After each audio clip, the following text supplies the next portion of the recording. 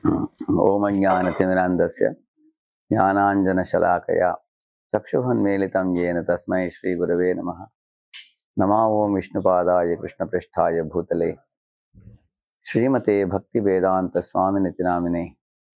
नमस्ते सारस्वते देवे गौरवाणी प्रचारिणे निर्विशेषशून्यवादी पाश्चात्यदेशतारिणे। जय श्री कृष्ण चैतन्य प्रभु नित्यानंद श्री अद्वैत गदाधर श्रीवासादि गौर भक्तवृंद। हरे कृष्ण कृष्ण कृष्ण हरे हरे, हरे राम राम राम हरे हरे। हरे कृष्ण।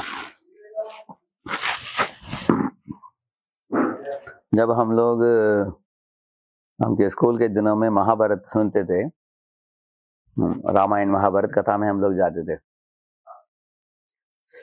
तो उस समय हमको बहुत अच्छा लगता था। एक विषय हम लोगों ने समझ लिया कि इस दुनिया में एक अच्छे वर्ग के लोग हैं जो दैवी संपत्ति वाले, दूसरे आसुरी संपत्ति वाले लोग बुरे लोग हैं, और आसुरी संपत्ति वाले दैवी संपत्ति वाले भक्तों को सताते हैं, और भगवान दैवी संपत्ति वाले भक्तों को सुरक्षा प्रदान करते हैं। तो ये सब हमको पता चला। धीरे धीरे आगे बढ़ते हुए हम गीता पढ़े, भागवत पढ़े, तो शास्त्र तो बहुत बड़े विस्तृत रूप से 1,00,000 श्लोक हैं वेदों में, पुराणों में, उपनिषदों में। हम सब ग्रंथों को पढ़ने के लिए हमारे पास समय भी नहीं मिलेगा। इतने बड़े मात्रा में 4 वेदों को पढ़ना हो तो 45 साल लग जाता है। ऐसे तो शास्त्र के सार को निचोड़ कर अगर ये ग्रंथ प्रदान करता हो तो भगवत गीता है। उसको गीतोपनिषद नाम से भी उसको बुलाते हैं। तो गीता में भगवान श्री कृष्ण अर्जुन को 5 विषयों के बारे में बताते हैं। ईश्वर, जीव, कर्म, ईश्वर, जीव, प्रकृति, काल, कर्म, 5 विषय के बारे में। इसको मैं सरल तरीके से आपको 2 मिनट में समझाता हूँ और आगे हम भागवत के बारे में चर्चा करेंगे। देखिए, हम लोग जीव हैं और जिस दुनिया में हम लगते हैं उसको जगत बोलते हैं उसको, और जगत और जीव के ऊपर जगदीश्वर है, वो ईश्वर है। ये तीनों को गीता में भगवान अच्छे तरीके से समझाते हैं। वो बताते हैं जीव और ईश्वर के बीच में क्या फर्क है। जैसे एक राजा, उसके पास अगर 1000 एकड़ जमीन हो, वो हर एक प्रजा को, किसान को 1-1 एकड़ देता हो, तो राजा 1000 एकड़ का स्वामी है, लेकिन एक किसान 1-1 एकड़ का स्वामी है। करेक्ट है ना? तो इस तरह भगवान बताते हैं कि क्षेत्रज्ञम चापि महाविद्धि सर्व क्षेत्रेषु भारत। मैं हर एक शरीर में विराजमान हूँ अर्जुन, लेकिन जीव अपने अपने शरीर में विराजमान है। जैसे आपको आपके शरीर में जो हो रहा है, चल रहा है, वो आपको मालूम है, मुझे मेरे शरीर में जो चल रहा है मुझे मालूम है। जैसे हर एक जीव अपने अपने ये शरीर को हम ये खेती बोल सकते हैं, खेती का भूमि है। क्यों? उस खेती में या तो हम लोग आम का पेड़ निकाल सकते हैं, नहीं तो हम नीम का पेड़ निकाल सकते हैं। अभी आम का पेड़, आम का बीज बोएंगे तो आपको आम खाने को मिलेगा, नीम का बीज बोएंगे तो नीम खाने को मिलेगा। तो हमको नीम नहीं खाना है लेकिन हम लोग क्या करते हैं, शरीर में अच्छे बुरे कार्य करते हैं, तो उससे हमको आम भी प्राप्त होता है, नीम भी प्राप्त होता है, सुख दुख दोनों प्राप्त होता है। तो हम लोग एक किसान जैसे हैं। हर एक व्यक्ति, पुरुष हो, स्त्री हो, बच्चे हो, बूढ़े हो, कोई भी हो, इस शरीर के अवयवों को लेकर, ज्ञानेंद्रिय, कर्मेंद्रिय इत्यादि को लेकर हम लोग कर्म कर रहे हैं। तो लेकिन कर्म के संबंध में भगवान बताते हैं कि कर्म बढ़ता है, घटता है, दोनों होता है। अगर पुण्य कर्म किया तो उसका नतीजा निकलता है कि किसी को खूबसूरत शरीर मिलता है, अच्छे खानदान में जाना मिलता है, अच्छा पढ़ाई मिलता है, अच्छा धन दौलत मिलता है, अच्छा भोजन मिलता है, तंदुरुस्ती मिलता है इत्यादि। अगर उसने पाप कर्म किया हो, उसको कुरूप शरीर होता है, उसको अनपढ़ हो, अंगूठा छाप होता है, व्याधिग्रस्त शरीर होता है, स्लम में कहीं झोपड़ीपट्टी में जाना मिलता है, उसको व्याधिग्रस्त शरीर होता है, और कभी कभी खाने पीने के लिए व्यवस्था नहीं है, ऐसा होता है हमको पाप के लिए। तो अनेक लोग सोचते हैं कि हमको पाप नहीं करना चाहिए, पुण्य करना चाहिए, क्योंकि पुण्य करने से पूर्व जन्म अर्जित पुण्यम अग्रे धावती, पुण्य करने से अगले जन्म में उसका नतीजा निकलेगा। जैसे अगर मैं आम का बीज बोता हूँ तो आम का पेड़ निकलेगा, नीम का बीज बोता हूँ तो नीम का पेड़ निकलेगा। तो सब लोग खास करके पुण्यात्मा लोग समझ लेते हैं कि हमको अच्छा कर्म करना चाहिए। लेकिन गीता में भगवान बताते हैं, अर्जुन तुम अच्छे और बुरे कर्म दोनों से ऊपर उठो, तुम दिव्य कर्म करो। भगवान बताते हैं दिव्य कर्म क्या है, जो भगवान के साथ जुड़कर किया जाता है उसको दिव्य कर्म बोलते हैं। उसको भगवान के लिए किया हुआ कर्म, भगवान की खुशी के लिए किया हुआ कर्म, उसको दिव्य कर्म बोलते हैं उसको। हाँ? तो ये अनेक लोगों को इसके बारे में मालूमात नहीं है। जैसे अगर हम किसी स्कूल के बच्चे को यूनिफॉर्म देते हैं तो अगले जन्म में हमको टेक्सटाइल मिल का एक मालिक बनने को मौका मिलता है, क्योंकि आपने कपड़ा दिया, इतना कपड़ा दिया, आपको इतना कपड़े का मालिक बन जाएंगे आप। अगर आपने नोटबुक दिया, अगले जन्म में आप प्रिंटिंग प्रेस को ओनर बन जाएंगे आप। ऐसे हाँ, इस तरह से भौतिक लाभ हम प्रदान किया तो हम भौतिक लाभ 1000 गुना मात्रा में वापस लौट आता है हमको ऐसे। लेकिन अगर आप आध्यात्मिक काम किया भगवान के लिए, जैसे हरिनाम जपा आपने, हरे कृष्ण मंत्र जपा, नहीं तो आपने गीता भागवत पढ़ा, नहीं तो भगवान के लिए आरती उतारा, भगवान के लिए हार बनाकर उनको पहनाया, भगवान को सर झुका आपने, और भगवान के लिए कीर्तन किया, और भगवान के दिव्य ग्रंथ को वितरण किया कुछ लोगों को, ये सब किसका अकाउंट में आता है? दिव्य कर्म में आता है, क्योंकि भगवान से संबंधित है। अर्जुन को भगवान वही बोलते हैं, अर्जुन तुम मेरे अकाउंट में काम करो, तुम तुम्हारे अकाउंट में मत काम करो। एक छोटा उदाहरण देंगे आपको। एक पति पत्नी थे, दोनों का नौकरी था। तो पति कमाता था आईटी कंपनी में 1 लाख महीने में, तो पत्नी का छोटा कहीं और नौकरी था, वो कमाती थी 5,000। तो पत्नी का अलग अकाउंट था, बैंक अकाउंट, और पति का अलग अकाउंट था, दोनों का अकाउंट था ऐसे। तो एक दिन दिवाली के दिन पत्नी ने 5,000 का एक साड़ी लिया, तो पति ने डांटा उसको, ये पत्नी तुमने एक पूरे महीने का अमाउंट पूरा देकर तुमने 5,000 डालकर तुम्हें साड़ी खरीदा, इसकी क्या जरूरत है? तुम्हारे पास ऑलरेडी 1 दर्जन साड़ी है ना? तो वो आर्ग्यूमेंट किया पत्नी ने, वो बोली कि ये तो मेरा अकाउंट है, आपके अकाउंट से थोड़ी लिया मैंने, ऐसे बोला। तो पति चुप हो गया, क्या बोल पाएगा वो। ठीक है, तुमको करना तो करो, मैं क्या बोल सकता हूँ। लेकिन और 2-3 महीने के बाद पत्नी ने सोचा कि उनका मन बदल गया उनका, तो अपने पति के पास आई, बोले कि मैं मेरे अकाउंट को मैं खत्म करने वाली हूँ, आपके अकाउंट से जोड़ दूंगी। ऐसे बोला उन्होंने। पति बोला ठीक है, तुम्हारी मर्जी। ऐसे बोला उन्होंने। तो तब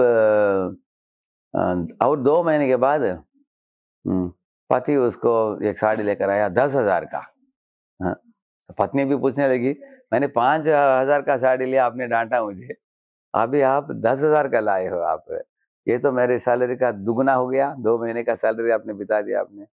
पति बोला इसमें क्या प्रॉब्लम है, तो 1 लाख कमा रहा हूँ, उसमें है 10,000 क्या बात है, मेरे लिए छोटा अमाउंट है ऐसे।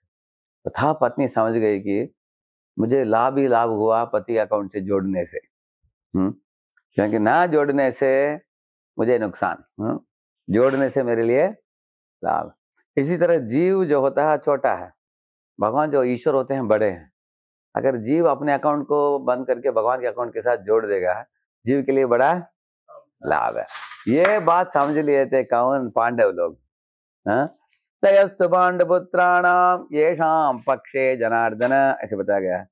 मतलब पांडव लोग जो भगवान को अपने पक्ष में ले लिया, और वो लोग उनको विजय प्राप्त हो गया, उन लोगों को, पांडवों को। और कौरव लोग मूर्ख थे, क्योंकि दुर्योधन ने नारायण सेना मांगा। अगर आपके पास 10,000 नारायण सेना भी हो, वो सब पूज्य के बराबर है भगवान के बिना। हमारे पास कुछ भी हो इस दुनिया में, वो सब पूज्य है, जब तक भगवान नहीं है उसमें। भगवान का नाम लग जाता है तो सबका मूल्य बढ़ जाता है। उससे जो पांडव लोग ये जानते थे, क्योंकि पांडव लोगों का घर में दिव्य कर्म बन गया, क्योंकि भगवान के साथ सब चीजों को उन्होंने जोड़ा। अभी देखिए, एक और अर्जुन, दूसरी ओर दुर्योधन, दोनों युद्ध कर रहे हैं, दोनों योद्धा हैं, दोनों के पास रथ है, घोड़े हैं, झंडा है, धनुष बाण है। देखने में तो दिख रहा है दोनों का वही काम चल रहा है, दोनों युद्ध कर रहे हैं, सैनिकों के साथ कर रहे हैं, युद्ध कर रहे हैं, मार रहे हैं, सब हो रहा है ऐसे। लेकिन इसमें जमीन आसमान का फर्क है। क्योंकि अर्जुन भगवान कृष्ण की खुशी के लिए काम कर रहा है, कृष्ण के आदेशानुसार चला रहा है। लेकिन दुर्योधन अपने इंद्र तर्पण के लिए पांडवों को मिटाकर सारे दुनिया के राज्य सिंहासन को खुद प्राप्त करना चाहता है दुर्योधन। ये फर्क है दोनों में, इसमें और उसमें, आप देख सकते हैं। तो उस जमाने में हम लोगों के पास एक ऑडियो टेप था। आजकल ऑडियो टेप कोई यूज नहीं करता, आपने देखा ना ऑडियो टेप? तो ऑडियो टेप ऐसे घूमता है, ये स्पूल होता है, वो बढ़ता जाता है, ये स्पूल कमती होता जाता है। देखा आपने? ऐसे ऐसे ऐसे करते करते करते करते शुरुआत में ये बड़ा होता है, अंत में ये पूरा इतना बड़ा हो जाता है, ये खाली हो जाता है। तो अर्जुन खाली होने वाले टेप है और दुर्योधन बढ़ने वाला टेप है। मतलब दुर्योधन का कर्म बंधन बढ़ रहा है और अर्जुन का कर्म बंधन धीरे धीरे घटता जा रहा है, क्योंकि वो भगवान के लिए काम कर रहा हो। तो हम लोग भी अपने कर्म बंधन को मिटाना चाहते हैं, तो भगवान के अकाउंट में काम करनी चाहिए और खुद के अकाउंट में नहीं। ये भगवान अर्जुन को सिखाते हैं। भगवान में अकाउंट में काम करने का तरीका बहुत सरल है। हमें क्या करना चाहिए? भगवान क्या हमको बोल रहे हैं, करो बोलते हैं, करना चाहिए। मत करो बोलते हैं, वो नहीं करना चाहिए। बस इतना ही है, इतना सरल है वो। मैंने एक कहानी सुना, एक लड़का था, भारत में वो इंजीनियर था। हरे कृष्ण। वो इंजीनियर था, वो अच्छा खानदान में जन्मा था वो। लेकिन उसके मन में एक विचार थी कि माता पिता पीछे पड़ते हैं हमेशा हमको, हम पढ़ाई होने के बाद अमेरिका चले जाएंगे और हम फ्री हो जाएंगे, आज़ादी प्राप्त हो जाएगा हमको, और हम कभी कुछ भी कर सकते हैं, हमारे पैसा आ जाएगा, हम भोग करेंगे। ऐसे सोचकर वो भारत छोड़कर अमेरिका गया। जाने के बाद उसको लगा कि अभी माता पिता पीछे नहीं पड़ेंगे। लेकिन पिताजी का एक ईमेल आ गया अमेरिका में, देखा मेल, पिताजी ने लिखा कि बेटा, मैंने सुना $5,000 है तुम्हारा सैलरी, तुम $1,000 रखो, बाकी 4,000 मुझे भेज दो, इसलिए कहा था उन्होंने। तो बेटे को बहुत बुरा लगा, रहे 4,000 उनको भेज दिया तो हम 1,000 में कैसे चलाएंगे? तो रेंट भी देना है, भोजन के लिए भी जाना है, उसके बाद पैसा बचा ही नहीं। वो भोग नहीं कर पाया, घूमना घामना नहीं कर पाया, इधर घर से ऑफिस, ऑफिस से घर, बस इनके तरफ नहीं कर पाया। तो 5 साल बीत गया। उसके बाद वो पिताजी से नाराज हो गया, लेकिन बोला नहीं, आदर के कारण कुछ बोला नहीं, वो चुप रहा। पिताजी 5 साल के बाद लेटर लिखा कि बेटे आ जाओ, तुम्हारा हो गया उधर काम कर गया, तुमने अभी विवाह करने वाले हैं तुमको, तुम हमारे साथ सेटल हो जाओ, भारत में आ जाओ। ठीक है, वापस लौट आया। तो विवाह के दिन पिताजी ने उसको एक गिफ्ट दिया। क्या गिफ्ट था? वो चेक बुक दिखाया उन्होंने, 5 साल का, 5 × 12 × $4,000। क्योंकि उनसे जो भी लिया पिताजी ने उसको वापस लौटाया उनको। तो बेटे को बड़ा आश्चर्य हुआ। मैंने सोचा पिताजी ने छीन लिया, लेकिन पहले तो छीन लिया, अभी वापस दे रहे हैं। अभी पिताजी को पूछा कि पिताजी, मुझे आश्चर्य हो रहा है कि आप क्यों सब वापस लौटा दे रहे हैं? पिताजी बोले, बेटे, तुम्हारे काम ये पैसा तुम्हारे हाथ में होता तो तुम किसी स्त्री के लिए, शराब के लिए, नशे के लिए तुम खराब इसका दुरुपयोग कर सकते हो। तुम्हारे चरित्र को बचाने के लिए मैंने उसको ले लिया था मेरे पास। अभी तो तुम्हारा विवाह हो गया है आज, तो तुम्हारी बीवी तुम्हारी पुलिस बनेगी, इसलिए वापस मैं दे रहा हूँ पैसा सब। वो तुमको छोड़ेगी नहीं कुछ गलत काम करने के लिए, इसलिए मैं वापस दे रहा हूँ। था बेटा समझ गया कि मेरे पिताजी कितने अच्छे हैं, वो मेरे पैसे का शोषण नहीं कर रहे हैं, वो मेरे पैसा को मुझे ही वापस दे रहे हैं। तो पिताजी के साथ उनका प्रेम में संबंध जुड़ गया वापस। इसी तरह हम लोग भी भगवान को जो दे रहे हैं, उनको देने से उनको लाभ नहीं, लाभ हमको है। क्योंकि हमारे पास जो भी है उनसे ही हम ले रहे हैं। तो भगवान बोलते हैं कि मुझे दे दो। भगवान बोलते हैं, क्यों बोलते हैं? अगर मुझे नहीं दोगे तो तुम गलत तो उसका दुरुपयोग करोगे उसका, इसलिए भगवान बोलते हैं। भगवान को कोई डोनेशन देता है, जैसे मैंने सुना कि आप लोग गीता शास्त्र दान के लिए आप लोगों ने दिया, करेक्ट है ना? तो आप, ये बहुत अच्छी सेवा है ये, क्योंकि भगवान के अकाउंट में ये सेवा है। तो भगवान के अकाउंट में, क्योंकि आपके दान से अनेक लोग, इन्होंने दिया ना शास्त्र, बात नहीं है एक्चुअली। जो भी आप कृष्ण के लिए करते हैं, ये भागवत भी कृष्ण के एक दूसरा रूप है। ये कृष्ण के एक ग्रंथ का रूप है ये। तो अभी आप भोजन बनाकर घर में भगवान को भोग चढ़ाकर पड़ोस के लोगों को बुलाकर आप वितरण करेंगे, उससे पैसा की खर्चा होता है उससे, लेकिन भगवान बहुत प्रसन्न होते हैं। क्योंकि हमारे पैसा दिव्य बन जाता है।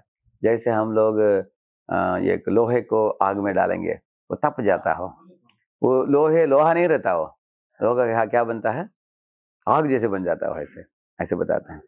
तो अभी 5 चीज में मैंने जीव, जगत और जगदीश्वर, इनके बारे में आपको बताया। और चौथा चीज है प्रकृति, और पांचवा है चौथा चीज है कर्म, और पांचवा है काल। तो आपके जन्म से लेकर मृत्यु तक ये अवधि दिया गया है, और इस अवधि के अंदर हम लोग कर्म करते हैं, अलग अलग कर्म, अच्छे कर्म, बुरे कर्म, अच्छे कर्म, बुरे कर्म करते जाते हैं इस अवधि में, और अवधि बीत जाता है वो। उसके बाद जीव को शरीर छोड़ना है। तो शरीर छोड़कर निकलते समय जीव के पीछे उसके पास 3 चीज है, पुण्य है, पाप है, भक्ति सुकृति है, लेकर जाता है। तो पुण्य स्वर्ग में जाकर गड़ जाता है, हाँ? क्षीणे पुण्य मर्त्यलोक मिशंति, जैसे 5 4 3 2 1 0 हो जाता है, हाँ? इस तरह पाप कर्म -3 -2 -1 0 हो जाता है, वो भी धीरे धीरे घट जाता है। अगर अपने दुख भोगा तो पाप मिट जाता है, सुख भोगा तो पुण्य मिट जाता है। तो एक चीज है जो कभी नहीं मिटने वाली चीज है, वो क्या है, भक्ति सुकृति। अगर भगवान के अकाउंट में कुछ भक्ति कर दिया आपने, वो कभी भी मिटता नहीं वो, क्योंकि भगवान परम पुरुष है, भगवान अति पवित्र है, और वो ही स्वामी है, सारी सृष्टि का वही स्वामी है, अनंत कोटि ब्रह्मांड के नायक है वो, और परम पिता है। तो उनके अकाउंट में अगर किसी ने कर दिया कुछ काम, तो उसको शाश्वत अकाउंट बना देते हैं भगवान उसको। तो इसलिए मैं बता रहा था आपको, अभी गीता पढ़ने के बाद आपको पता चलेगा कि भगवान कृष्ण साधारण मनुष्य नहीं है, क्योंकि उन्होंने अपने माँ यशोदा को मुख खोलकर सारे ब्रह्मांड को दिखा दिया, और कुरुक्षेत्र के रणभूमि में अर्जुन को भगवान ने पूरे विश्व रूप को दिखा दिया। मैंने सुना कि आप वृंदावन यात्रा में आए थे, तो मैं पहला दिन मैंने एक 3 घंटे का बहुत बड़ा लंबा प्रवचन दिया वीडियो के साथ, आप देखा आप लोगों ने, करेक्ट है ना? उसमें कृष्ण के संबंध में अनेक वीडियोस दिखाया हमने, करेक्ट है ना? तो क्यों हमने दिखाया, क्योंकि कृष्ण कैसे प्रभु हैं, स्वामी हैं, सब जीवों के पिता हैं, अहम बीज प्रदाता पिता बोलते हैं। तो ये समझने के बाद हम ये बात पूछना चाहिए कि कृष्ण की शरण में हम कैसे जा सके। कि दुनिया में कोई भी गुरु हो, वो गुरु हैं जो हमको कृष्ण के पास लेके जाता है, और वो गुरु नहीं है जो बोलता है कि मैं खुद भगवान हूँ। ऐसे अनेक लोग बोलते हैं, आजकल अनेक संस्था चालू हो गया है, अनेक लोग बोलते हैं कि मैं ही भगवान हूँ, तुम भगवान को सीधा पहुंच नहीं पाओगे, मेरे पास आओ। ये सही बात है कि हम एक गुरु का आश्रय लेकर उनसे सीख कर हम भगवान के पास जाते हैं। गुरु, एक श्लोक भी बोलते हैं भारत में, गुरु ब्रह्मा गुरु विष्णु गुरुदेव महेश्वर गुरु साक्षात परब्रह्म तस्मै श्री गुरुवे नमः। इसका मतलब यह नहीं है कि गुरु परब्रह्म है, इसका मतलब है कि गुरु को परब्रह्म जैसे आदर देना चाहिए। ऐसा, जैसे अगर भारत के प्रधानमंत्री अमेरिका जा नहीं पाए तो एम्बेसडर को भेजते हैं वो, हाँ? और एम्बेसडर को उतना ही आदर दिया जाता है जितना प्रधानमंत्री को दिया जाता है, करेक्ट है ना? इसका मतलब नहीं कि एम्बेसडर प्रधानमंत्री बन गया, ऐसा नहीं है। जैसे सड़क में कभी कभी पुलिस, ट्रैफिक पुलिस ऐसे हाथ दिखाता है, अरे करोड़पति भी गाड़ी रोकता है, आगे कोई बोलेगा अरे तुम करोड़पति हो, ये तो 5,000 मिलता है रुपया इसको, इसके लिए तुम क्यों रोकते हो? लेकिन वो हाथ ऐसे जब करता है वो क्यों रुकता है? वो सरकार को आदर दे रहा है वो उसके द्वारा। अगर ये इसका ट्रैफिक फॉलो नहीं करेगा वो करोड़पति, तो सरकार उसको दंड देगा उसको। तो through the traffic police man he is seeing the government. इसी तरह हम गुरु के द्वारा हमें भगवान को प्राप्त करना चाहिए। लेकिन भारत में अनेक लोग गलत समझ बैठे हैं, सोचते हैं कि गुरु ही परब्रह्म, ऐसा सोचते हैं। गुरु परब्रह्म का एक आदर्श प्रतिनिधि है, और गुरु भगवान के एक प्रिय पार्षद है, एक प्रिय भक्त है। तो क्योंकि वो भगवान के प्रिय भक्त हैं, हमको रिकमेंडेशन दे सकते हैं वो। जैसे आप स्कूल के हेडमास्टर हैं, प्रिंसिपल हैं, अगर आप किसी को अमेरिका भेज रहे हैं, आप रिकमेंडेशन देंगे, तो टीचर्स का रिकमेंडेशन का बहुत वैल्यू है अमेरिका में। अमेरिका में जो यूनिवर्सिटीज में उन विद्यार्थियों को लेते हैं जिनका रिकमेंडेशन स्कूल से, कॉलेज से आता है। इसी तरह गुरु का रिकमेंडेशन मिल गया हमको, कि अच्छा भक्ति कर रही है, क्या है, भगवान इनको ले लो, तो भगवान तुरंत दे देते हैं। जैसे राधा जी रिकमेंडेशन देती है कृष्ण को, तो तुरंत हमको मिल जाता है, इसलिए हम गुरु को स्वीकारते हैं। तो ये काल के अवधि के अंदर अगर कोई कृष्ण के भक्तिमय सेवा में परिपक्वता प्राप्त कर लिया और दुनिया दुनिया के पदार्थों में लिप्त ना होकर दुनिया के सब पदार्थों को लेकर कृष्ण की सेवा में लगाते हुए जो अपने अंतिम काल में कृष्ण चिंतन को बढ़ाकर मन को कृष्ण में आविष्ट कर दिया, वो लोग परम धाम के लिए वापस लौट जाते हैं। भगवान बताते हैं गीता में ऐसे कुछ कुछ लोग 80 वयस हो जाता है, 90 वयस हो जाता है, फिर भी टेलीविजन के साथ बैठे हैं, न्यूज़पेपर के साथ बैठे हैं, तो कभी कभी कार्ड्स ताश खेलते हैं, कभी कभी पॉलिटिकल चीज में बहुत कुछ है।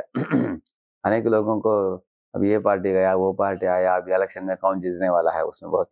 तो अगर इसको ग्राम्य बुद्धि बोलते हैं इसको, अगर ये ग्राम्य बुद्धि हो किसी का, वो उसका बुद्धि बहुत स्थूल बुद्धि हो जाता है उसका, उसके कारण उसको भगवान की भक्ति में रुचि नहीं लगता उसको।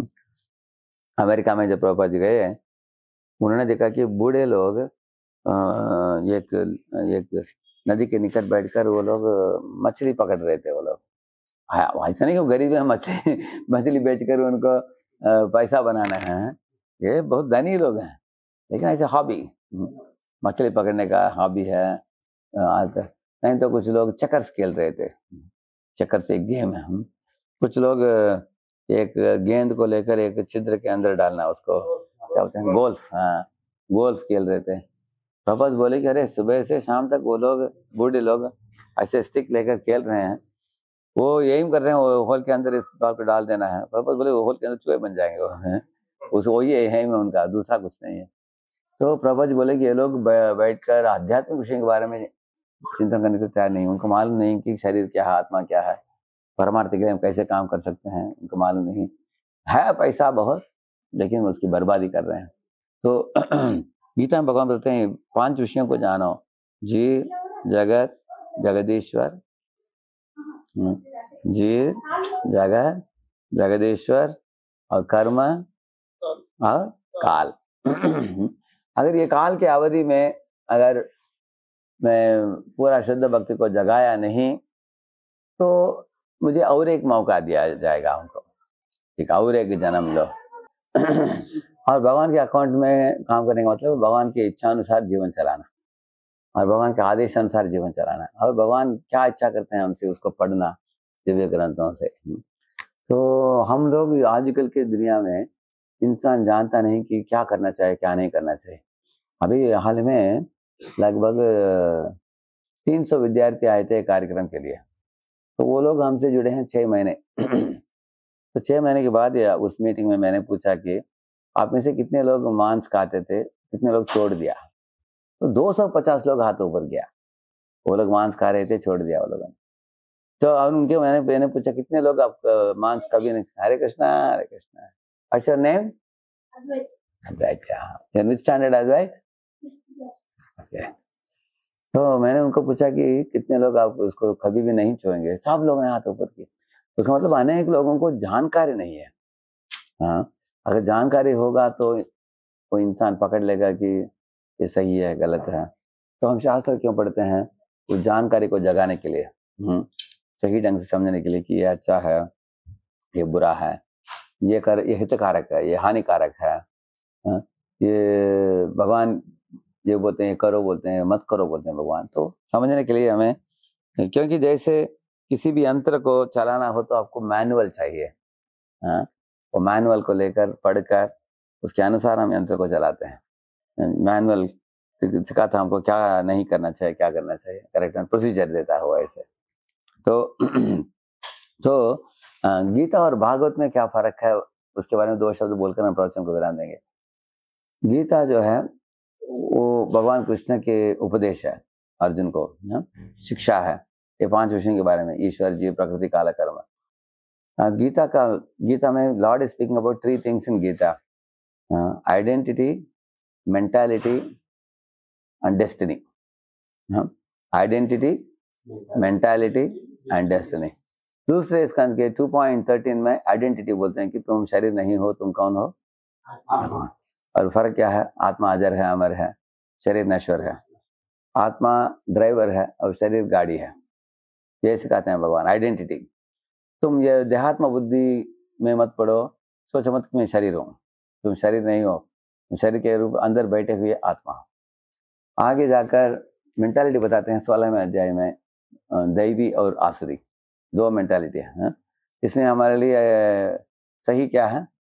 दैवी। दैवी संपद को हासिल करो, अगर आसुरी प्रवृत्ति हो हमारे अंदर उसको भगा दो। जैसे angel in you, animal in you, you know, nourish the angel and drive out the animal, ऐसे भगवान से कहते हैं। दूसरा, तीसरा है डेस्टिनी।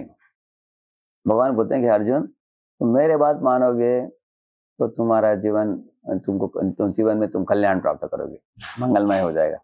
अगर मेरे बात नहीं मानोगे तुमको अधोगति प्राप्त होगा। भगवान बताते हैं ये मे मतमिदं नित्यम अनुतिष्ठन्ति मानवाः श्रद्धावन्तो अनसूयन्तो मुच्यन्ते तेऽपि कर्मभिः तेत्वदभ्यसूयन्तो नानुतिष्ठन्ति मे मतम् सर्वज्ञान विमूढ़ांस्तान् विद्य नष्टान चेतसः। भगवान बताते हैं कि मेरे मत को जो फॉलो करता है वो व्यक्ति सब तरह के झंझटों से ऊपर उठ जाता है और भगवत प्राप्ति करता है।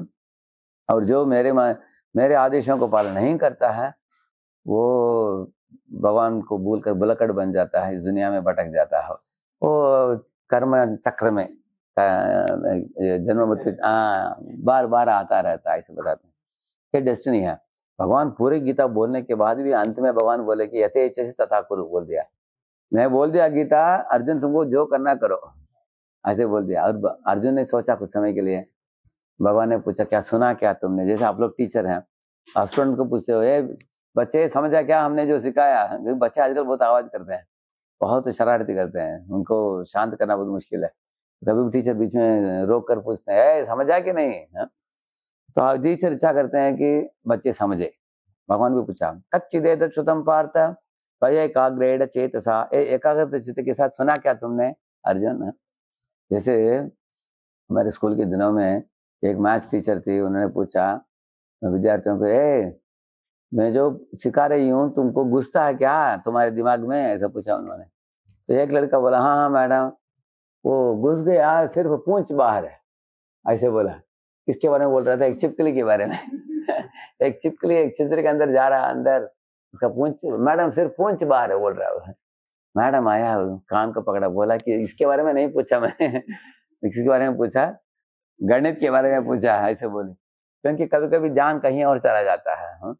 भगवान ने पूछा कि ध्यान से सुना क्या गीता तुमने अर्जुन? पूरा समझ में आ गया कि नहीं?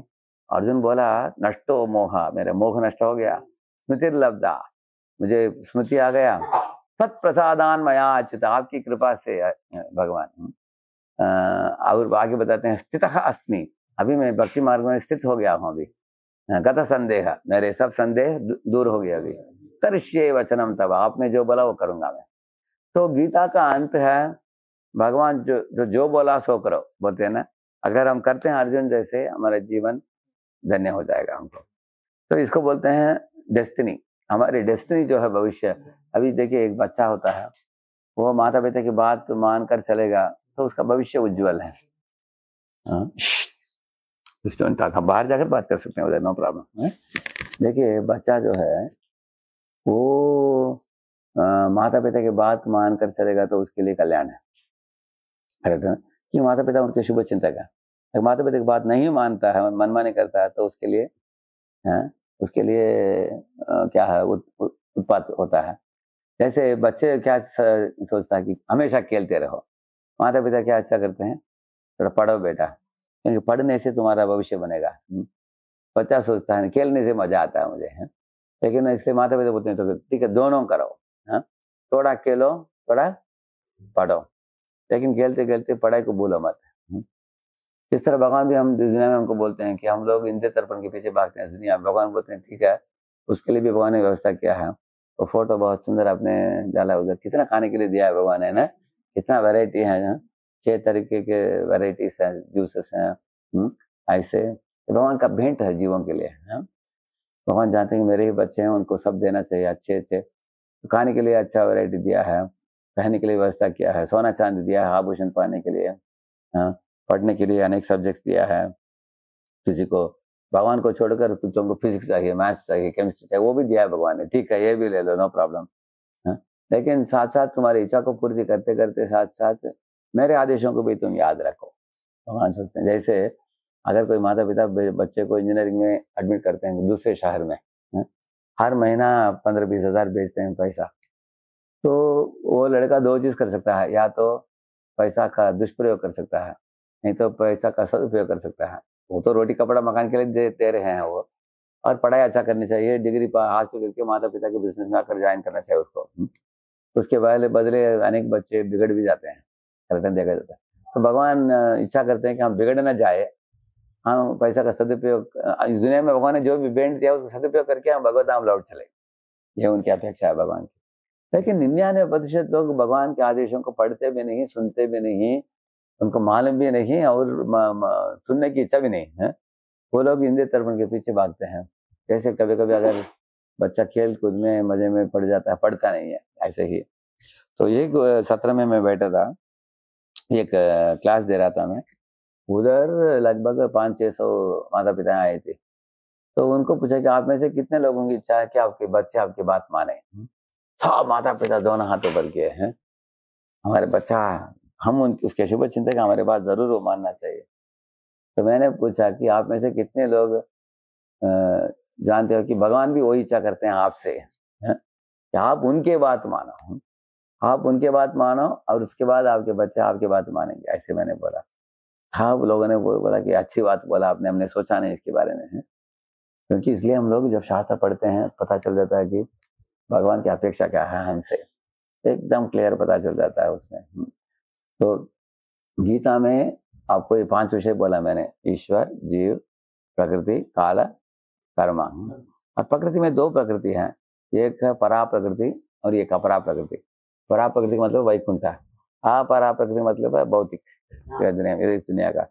तो अपरा प्रकृति से परा प्रकृति में जाना जीव का उद्देश्य है अंत तो गत्वा, क्योंकि इस दुनिया में सुख दुख मान अपमान का मिश्रण है, उस दुनिया में सिर्फ सुख है।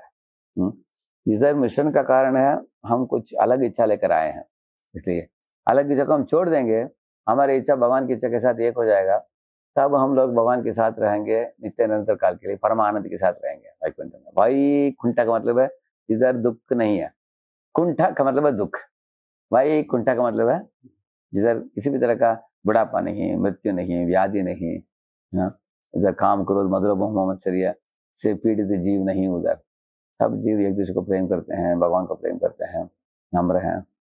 तो इस तरह का हम लोग गीता में ये सब समझते हैं, लेकिन भागवत में भगवत प्रेम के बारे में बहुत अनेक लीलाएं हैं, जैसे प्रहलाद चरित्र है, ध्रुव चरित्र है, गजेंद्र मोक्ष है, पांडवों की कथा है, परीक्षित की कथा है, देवहूति कर्दमुनि की कथा है। तो इन कथाओं के द्वारा एक ही विषय के ऊपर एम्फेसिस है, हम कैसे भगवान के लिए प्रेम को जगाए, जो जिस प्रेम को हम लोग भूल कर इस दुनिया में भटक रहे हैं, उस प्रेम को कैसे जगाए अपने हृदय में।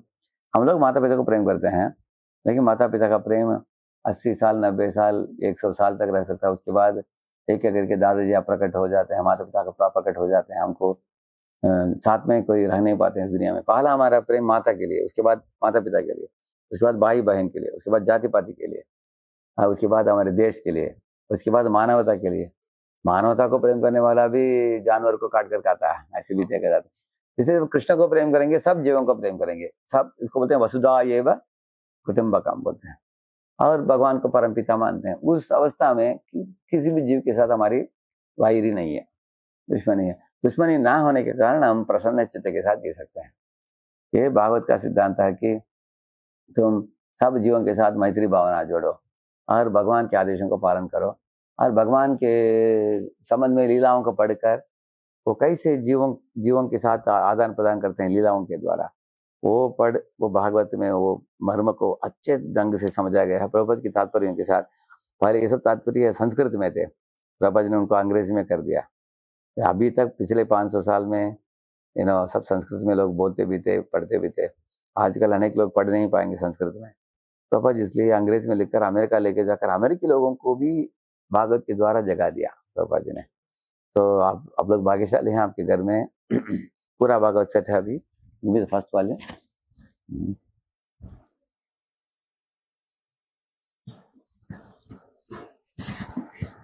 तो आप लोगों का मेरा एक विनती है, रोज सिर्फ एक पेज पढ़िए इसका कम से कम।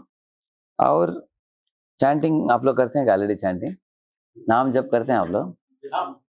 कितना माला करते हैं आप? एक माला? 5 करते हैं आप? अच्छा है माता, आप भी, आपको टाइम मिलता है?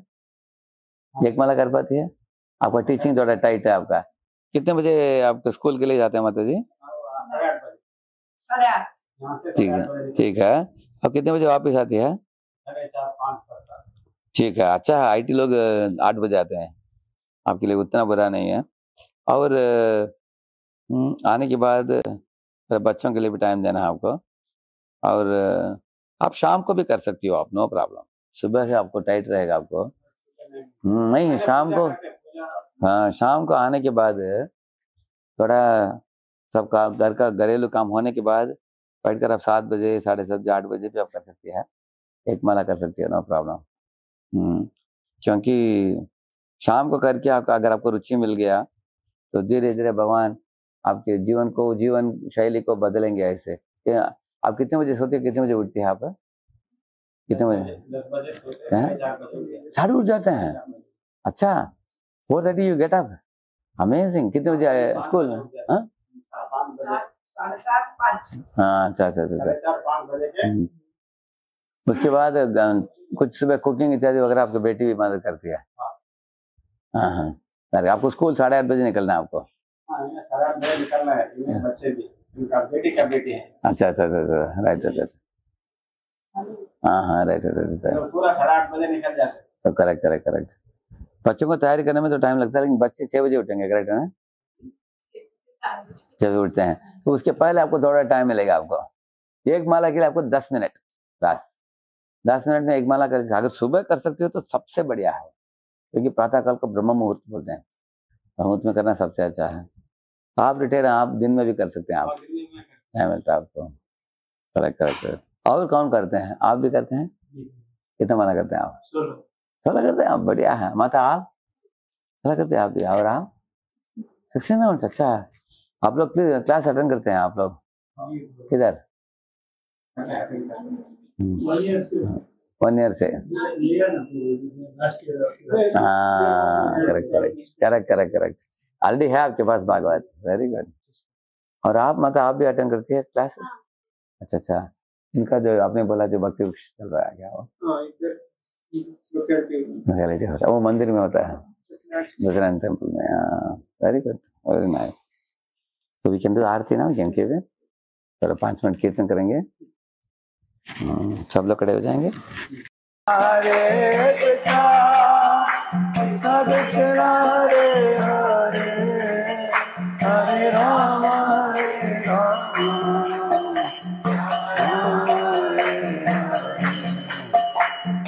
गोविंद जय जय गोपाल जय गोविंद जय गोपाल जय राधा रमण हरि गोविंद जय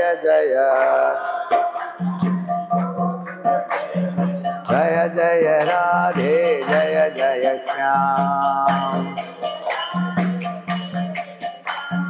जय श्री वृंदावन धाम।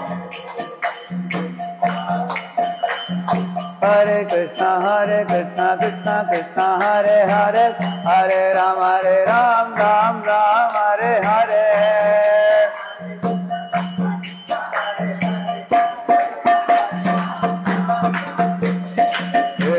हरे कृष्णा कृष्णा हरे हरे, हरे राम राम हरे हरे।